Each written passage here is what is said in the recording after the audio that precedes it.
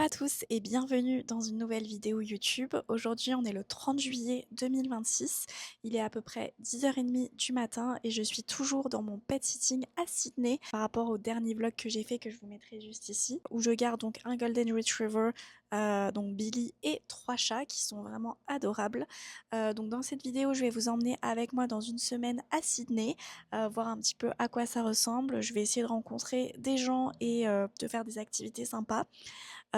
Également dans cette vidéo, je vous partage un petit peu mes réflexions sur la vie, le voyage, le fait notamment de faire les bons choix dans la vie, même si pour moi justement il n'y a pas vraiment de bons choix, c'est-à-dire que c'est sûr qu'il faut assumer les choix qu'on fait dans la vie, mais à tout moment on peut changer, on peut recommencer de zéro et que ce n'est pas forcément un échec et que justement chaque erreur t'apprend plein de choses sur toi-même et que je pense que la vie c'est juste ça en fait, c'est de faire d'avoir plein d'expériences différentes, d'apprendre de ses erreurs pour respecter au mieux ses valeurs, accepter de changer et d'avoir envie de différentes choses au fur et à mesure du temps dans sa vie. Comme d'habitude, n'hésitez pas à lâcher un petit pouce, un petit commentaire et à vous abonner pour soutenir la chaîne.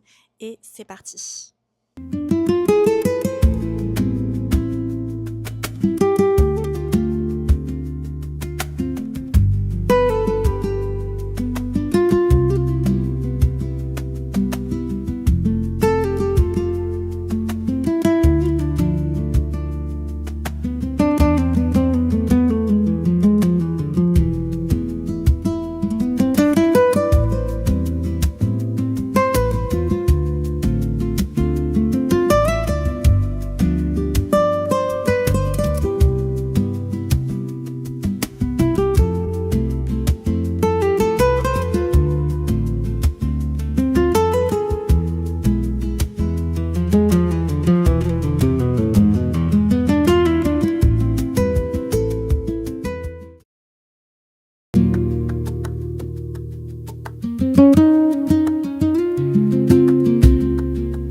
L'Australie est une terre habitée depuis plus de 60 000 ans par les peuples autochtones.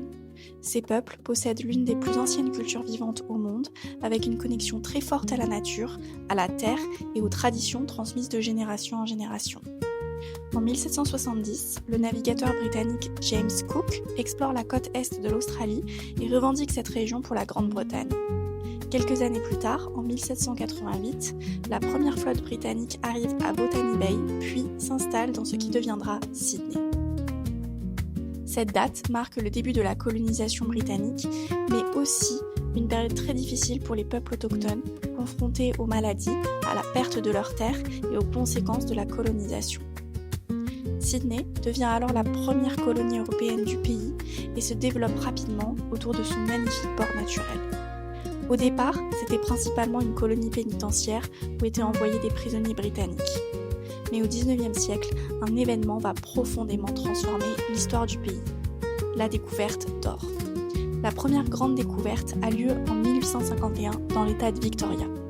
Cette période, appelée la ruée vers l'or, attire des centaines de milliers de personnes venues du monde entier dans l'espoir de faire fortune. Au fil du temps, l'Australie devient une nation indépendante. En 1901, les différentes colonies australiennes s'unissent pour former le Commonwealth d'Australie.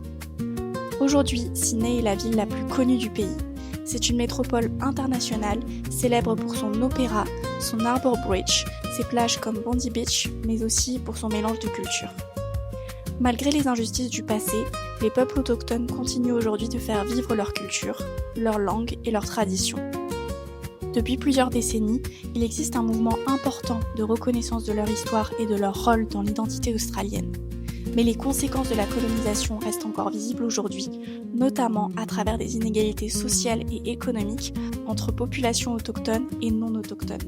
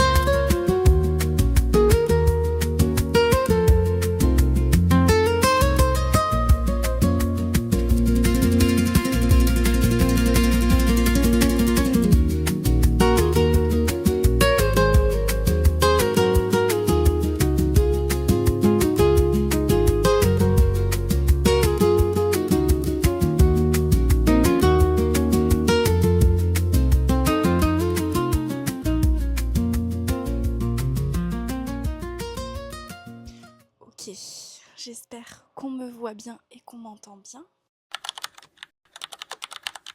Parfois, je me demande est-ce que j'ai pris la bonne décision, est-ce que c'était le bon choix?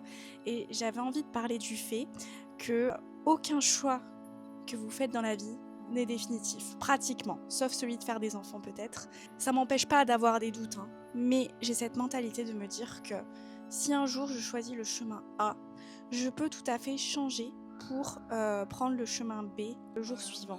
Ça fait juste partie de la vie de prendre des chemins qui peuvent être très différents les uns des autres. Par exemple, un jour, je peux décider de voyager, puis un autre jour, ou l'année suivante, ou peu importe, décider de reprendre des études. Je suis persuadée qu'il n'y a pas d'âge pour faire les choses, sauf celui d'avoir des enfants, ça je veux bien le croire. Dans la vie, tout ce que vous faites aura forcément des conséquences et qu'il faut les assumer et que chaque choix comporte des bons côtés et des mauvais côtés et que ça, c'est sûr qu'il faut l'assumer et il faut en être pleinement conscient.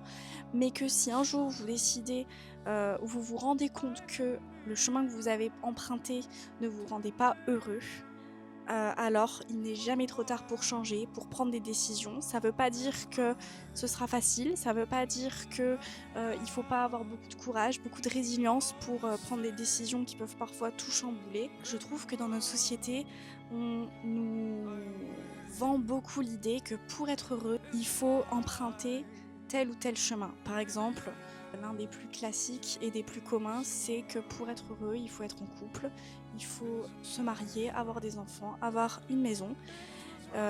Mais en fait, quand je regarde les gens autour de moi, je me rends bien compte que c'est pas forcément ça la clé du bonheur. Quand tu voyages, tu te rends compte à quel point il y a des gens qui sont heureux avec vraiment pas grand-chose et qui n'ont pas forcément la belle maison, la belle voiture, voire qui n'ont pas forcément d'enfants. Il y a des gens qui sont très heureux et qui n'ont pas d'enfants. Et je pense que ça, c'est le voyage qui m'apporte ça. C'est de me rendre compte, même si je le savais déjà avant, mais en fait, quand tu voyages, tu l'intègres encore plus mentalement, de te rendre compte qu'il y a mille et une façons d'être heureux dans la vie et qu'il y en a, ça passe par les enfants, la maternité, le couple, etc. Puis il y en a qui sont très bien célibataires, il y en a qui sont très bien sans forcément se marier, etc. Et en fait, il n'y a pas de ligne conductrice pour le bonheur. Si vous êtes perdu, que vous avez peur de ne pas faire le bon choix, que vous pensez peut-être avoir pris de mauvaises décisions, sachez que déjà, premièrement, rien n'est définitif. Ça veut dire que si vous voulez changer, vous pouvez toujours. Sauf, bien évidemment, la maternité, puisque ça, c'est complètement définitif. D'ailleurs, il y a des personnes qui le regrettent et on n'en parle pas assez. Non pas qu'elles n'aiment pas leur enfant, mais juste que peut-être elles se rendent compte que, surtout des mères, etc., qui se rendent compte que la maternité, c'était pas fait pour elles. Mais ça, c'est un autre sujet.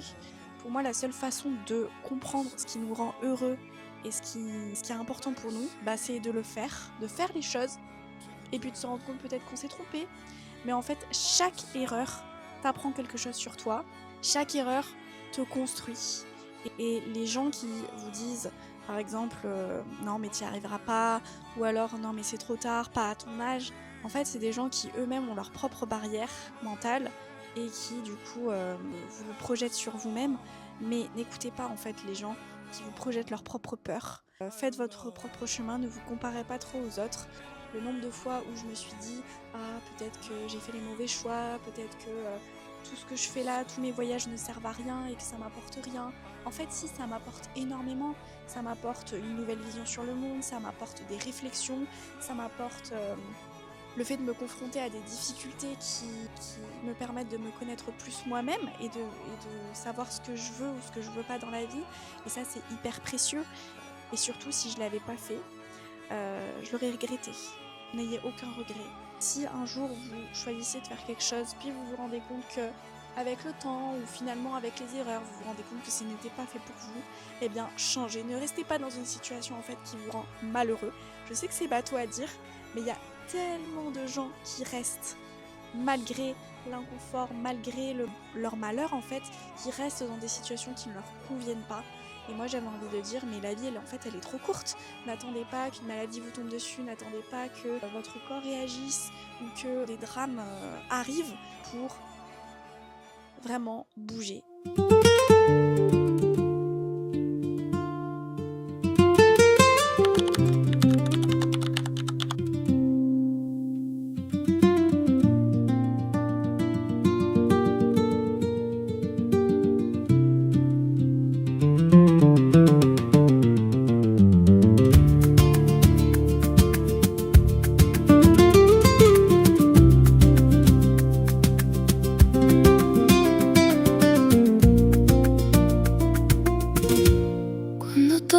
hace tarde y la luz se queda quieta en el mantel.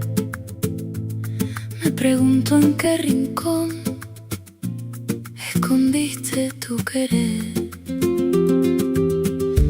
Guardo cartas en la ropa por si un día vuelve el valor mientras suena tu silencio. C'est ainsi que s'achève cette vidéo et avec elle, mon aventure en Australie.